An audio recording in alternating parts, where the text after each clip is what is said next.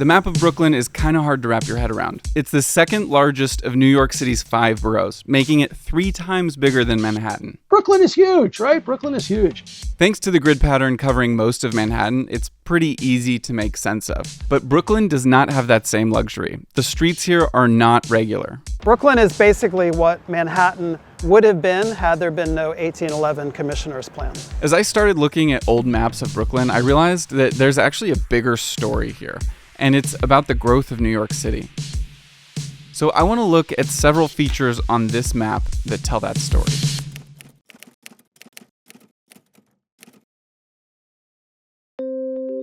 For millions of years, the Earth has been shaping a place perfect for a city of commerce. There are 3 islands at the bottom of the Hudson River that form one of the greatest natural harbors in the world.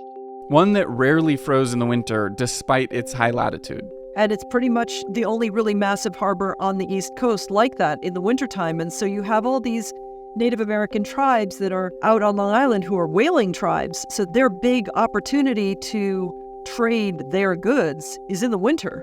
So they're going to head down the edge of Long Island towards Manhattan to trade what they have. In 1609, Henry Hudson sailed into this harbor, and his first mate wrote, "It was a very good harbor for all winds." He also wrote about the fertile land and the beaver pelts and the trade that they had done with the indigenous population. When word got back to the Netherlands of how nice this place was, it was short order before they set up the Dutch West India Company to exploit the hell out of it. This part of history is usually brushed over pretty quickly because we think of the English and the Spanish and the French as being the colonizers of America, but the Dutch were doing it too. They established a huge colony called New Netherland that went from up the Hudson River to about where Albany is, down all the way to Delaware. And the capital of New Netherland was New Amsterdam, settled on the tip of Manhattan. The lower part of Manhattan, they had set up as a fairly urbanized colony, as you've seen from the Castello Plan.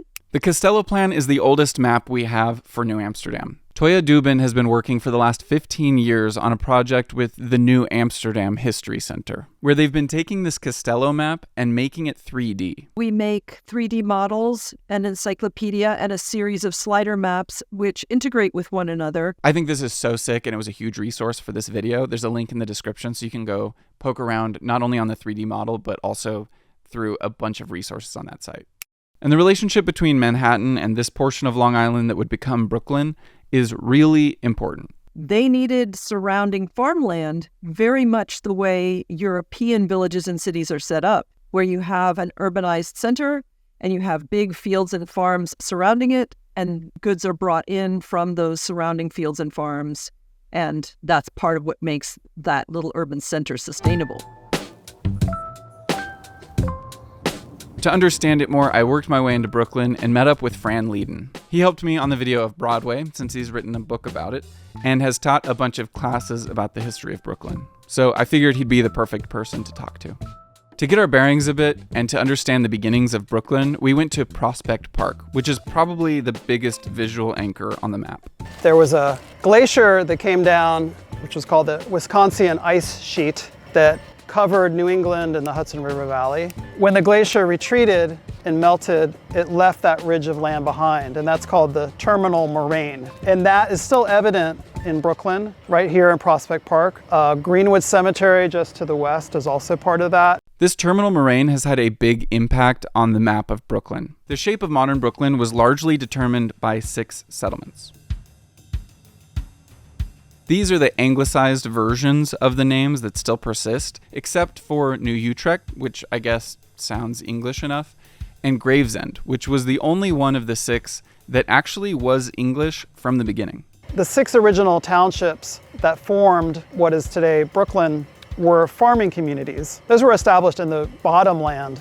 It was much more conducive to farming. In fact, the oldest building in all of New York City is an unassuming Dutch farmhouse right here, in what was originally flatlands. It's also probably in the top 3 oldest wooden structures in the entire US. So the hills, since they weren't conducive to farming, they didn't tend to develop the same way that the rest of the city did, which is why they were left over and could be made into things like parks and cemeteries. And those 6 original towns are like the incubator for all of Brooklyn. If you're enjoying this video, please hit that subscribe button. We're up to 180 something thousand subscribers, and it means the world. It's also making me a lot more aware of my general presence online, but thanks to today's sponsor, Delete Me, I feel a lot safer. There are companies and people out there who gather your information online and sell it to other people. These are called data brokers, and thanks to Delete Me, you can protect yourself against having your information sold on these data broker websites. Data brokers find your information from government and public records and your online presence in general. And once you sign up for Delete Me, they'll scour through all of the websites that have your information and delete it off those sites for you. Then they will provide you with a full report of all the sites they searched, where they removed your data, and they will do this within 7 days of you signing up. Not only does Delete Me remove your information from these sites, but they continually check to see if your information reappears, and they'll continually delete it and send you regular reports. For example, I signed up for Delete Me and they scoured over 2,000 websites where they found my information on over 150 of them and removed it. Delete Me is offering you 20% off US consumer plans. So go to joindeleteme.com/Steiner and then use the code Steiner when you're checking out to get that discount. Thank you so much to Delete Me for not only cleaning up my information online, but for sponsoring this video. It's what makes all of this possible. If you use that link, which I'll put at the top of the description, it makes a big difference and really helps me. Let's get back to the video about Brooklyn's map. So these 6 towns were mostly Dutch and the foundation of modern Brooklyn. The definition of Brooklyn changes through the centuries. Because if we were to talk about Brooklyn, right? Brooklyn back then was only one of those little 6 towns, right? My name is Michael Michonne. I'm a native New Yorker and the former Manhattan Borough historian. And to me, it's critical to my identity that people know I'm a native New Yorker. This is a timeline for the population growth of each borough. The red line represents Manhattan, and this yellow line represents Brooklyn. And Michael's going to help us understand what happened right here, because it directly led to Brooklyn outpacing Manhattan. But in order to understand this, it's important to see that New York and Brooklyn were 2 separate cities that developed differently. Just like this portion of Long Island that would become Brooklyn had a scattering of villages, so too did Manhattan. The Manhattan Grid, the Commissioner's Plan of 1811, eradicated any difference between those villages and filled in all the space between, which had been farmland. And it made Manhattan work according to a single spatial system that people can understand pretty quickly. I made a whole video about the grid of Manhattan, so I'll link that in the description. But also know that Brooklyn is 3 times the size of Manhattan, which I've made 2 videos on so far and still not scratched the surface. So just know I'm not going to cover everything in this video. Most people who live in Manhattan or who visit it, they kind of understand the different parts and they understand how they go together. And that's all because of the grid, because of the streets and avenues that make sense of Manhattan. And Brooklyn just doesn't have that. Brooklyn relies more on the big landmarks for orientation. There's like Prospect Park, Greenwood Cemetery, Atlantic Avenue, Flatbush Avenue. And people know where those things are and that kind of orients them, but the neighborhoods are kind of not following any common logic. As Fran mentioned, these were farming communities. The land here was really, really fertile, and the Dutch were not the first to discover that. Brooklyn had sections of it that were extremely productive Native American cornfields. This map is one of the earliest that shows the area that would become Brooklyn and New York. And you can see on it these longhouses that belonged to Lenape families. This was kind of a gathering ground for different native groups, but the Dutch waged war on all of them. Using the website she's been working on, Toya showed me a timeline of the different land claims in the area, and you can see how the Dutch took it for themselves, especially under William Kieft, a brutal director of New Netherland. By the time you get past Kieft's War, almost this whole area now has become deeded over. So he's controlling almost the entire waterfront facing New Amsterdam. It was a land grab. This war was a land grab. After the Dutch had been colonizing here for about 50 years, the English came and took it from them. It was mostly through diplomatic ways, and there was a bit of back and forth, but eventually the English took over, and this is when New Amsterdam became New York. And that's when this part of Long Island became Kings County. We shouldn't be talking about current day Brooklyn as Brooklyn. We should call it Kings County. So Kings County doesn't change under English rule into the American era. What was then called Kings County is what today's New Yorker thinks of as Brooklyn. I found it interesting that in the Dutch colony, one of these 6 settlements was English. But it turns out that's not even close to being the most interesting thing about Gravesend. I wanted to see this place in person, so I had Fran take me.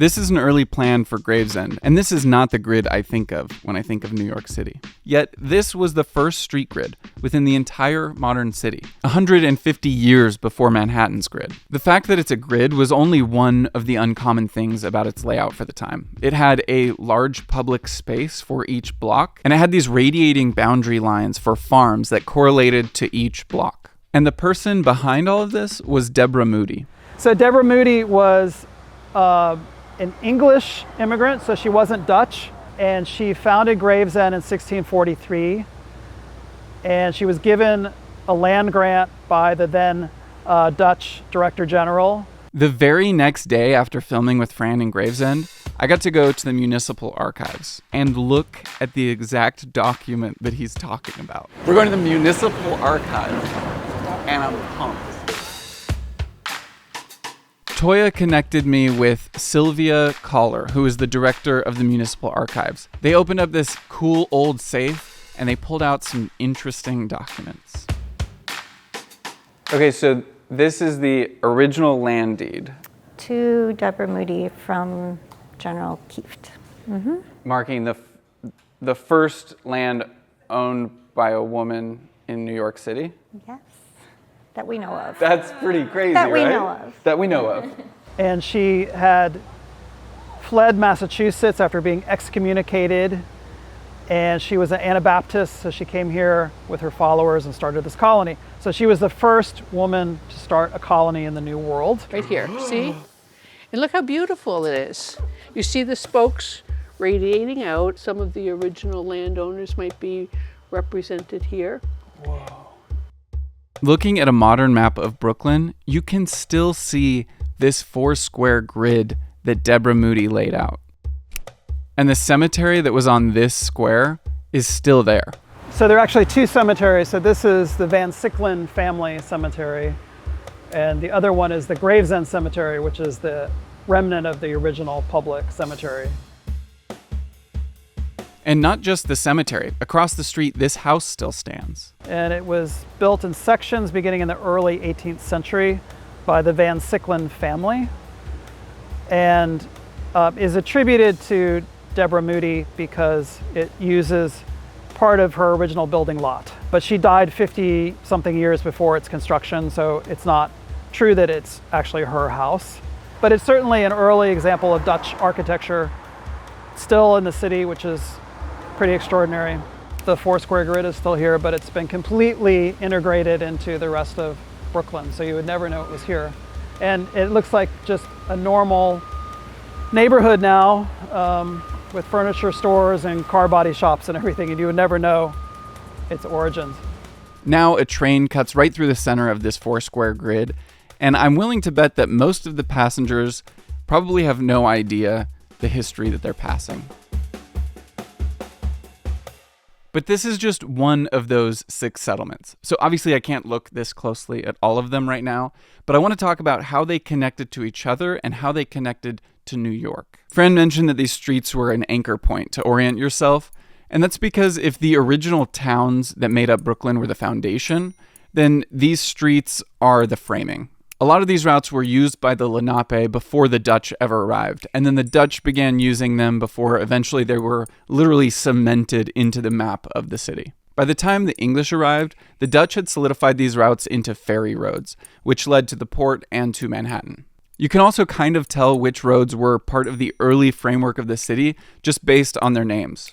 The roads that led to a place that everyone wanted to go was given a name of the destination on the road. So you knew that if you got on this road, you'd end up in such and such a location. That's very common with roads, you know. In the early 1800s, across the East River in Collect Pond on Manhattan, Robert Fulton was experimenting with what would become the steamship.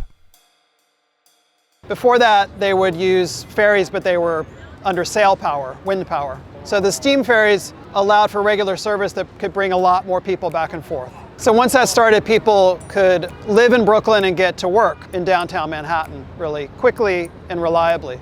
One of the ferry roads was subsequently named after him, becoming Fulton Street. There's also a Fulton Street in Manhattan, and these were connected by the ferry. And this portion is called Old Fulton Street.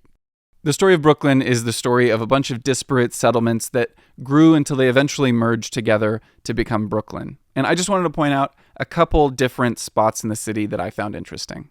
These two areas of land pushing into the water were known as Yellow Hook and Red Hook. This is presumably because of the different color of soil in each of these areas. And while this area is still called Red Hook, in the mid-1800s there was a big outbreak of yellow fever. And the residents of Yellow Hook feared the yellow fever epidemic would always be associated with the name Yellow Hook. So they changed the name to the less colorful, more marketable Bay Ridge. I also feel like I can't bring this up without pointing out that this area is called Greenpoint, supposedly because it was super green and lush. And Williamsburg to the south was always a unique development in Brooklyn. You can be chartered to be a village, you can be chartered to be a town, you can be chartered to be a city. Right? And there have only been 4 municipalities in today's greater New York that have been chartered to be cities.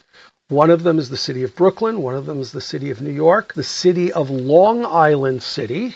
And the fourth one is Williamsburg, which also was an official city. Not for very long. After just 4 years as its own city, Williamsburg was merged with the city of Brooklyn. New York City was the most populous city in the United States. During the Civil War, Brooklyn was the 3rd most populous city in the United States. It was all about the port. The port was the economic engine of the region going back for centuries, right? It was just being mismanaged terribly. Piers would be falling apart. The rates would be different. There'd be garbage that no one would clean up. And one of the reasons why it was being mismanaged is because it wasn't administered with one administration. Andrew Green wanted to plan and build bridges across the Harlem River, and he couldn't do it because both sides couldn't agree with each other. So 1800, there were only 5,000 people in Brooklyn. 100 years later, in 1900, it was up to 1 million people. Why did that happen? It's because of regular steam ferry service back and forth, and especially because of the construction of the Brooklyn Bridge beginning in the 1860s. The first bridge to span the East River from Brooklyn was the Brooklyn Bridge, completed in 1883, and the longest suspension bridge at the time. The Brooklyn Bridge was not a government project. It was a private project. It's often said, I'll sell you the Brooklyn Bridge. Well, there was a time when you could buy the Brooklyn Bridge because that company sold stock and you could own a piece of the company. When we look at it now, it looks very old and Victorian, but for the time period, it was futuristic. And just the scale of it, you have to remember this is before skyscrapers. When the Brooklyn Bridge was built, a 5-story building was really tall. Now there's a lot of things that are taller than the 2 towers you see here, but at the time they just dwarfed everything else around it. If you look at a map of the way that the Brooklyn Bridge landed on both Manhattan and Brooklyn, it just made the city look like a toy. It was just so out of scale for everything else that was around it. And it's also really one of the most beautiful bridges in the world. I was going to ask how you feel about it. Yeah, I mean,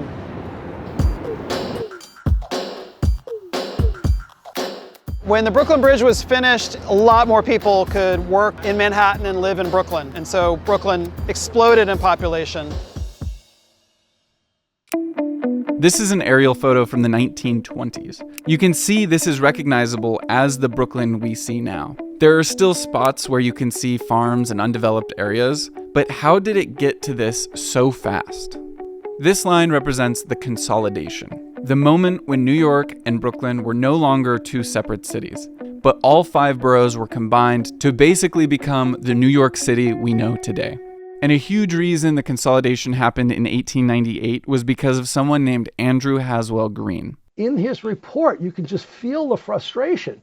And he says, what we need to do is to dissolve the political boundaries in the entire metropolitan region.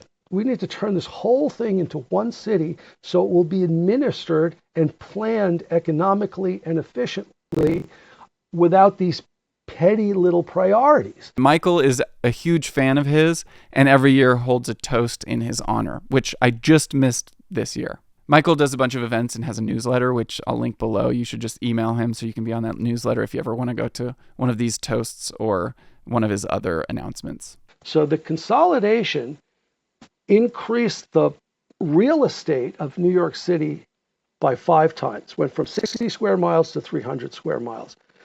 And that explains some of that population growth. Suddenly you have a place to put all those people in one municipality. Nothing would prevent them from going there, but it was now one municipality, which means you could administer it with identical laws, identical tax rates, things like that. What surprised me when I learned about the consolidation is that it happened when modern New York City was really just New York and Brooklyn.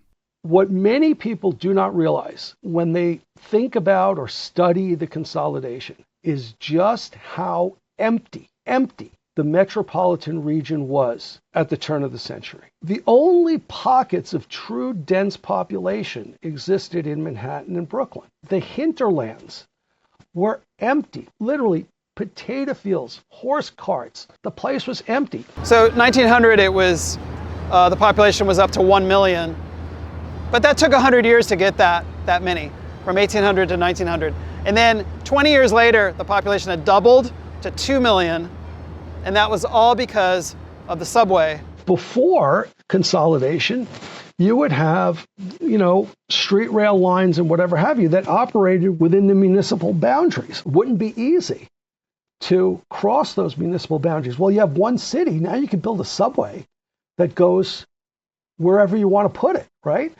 So that explosion of population movement is largely explained by the subway, but it couldn't have happened as easily or as readily without consolidation. It also enabled the building of more bridges. With the rapid growth of Brooklyn, other bridges became necessary.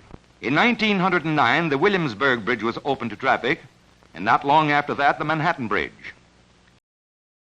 The Lower East Side in Manhattan was the most densely populated place on Earth. So the construction of these bridges, especially the Williamsburg Bridge, brought a lot of these residents into Brooklyn.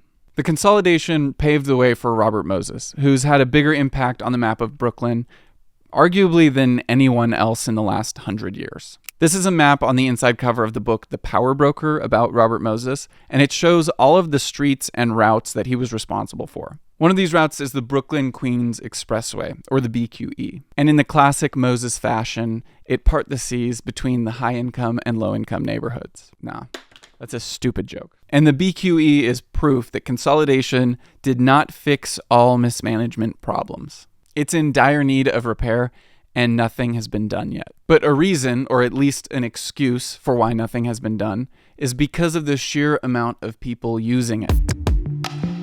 What started as a relatively small Dutch colony transformed into one of the biggest, most powerful cities in the world.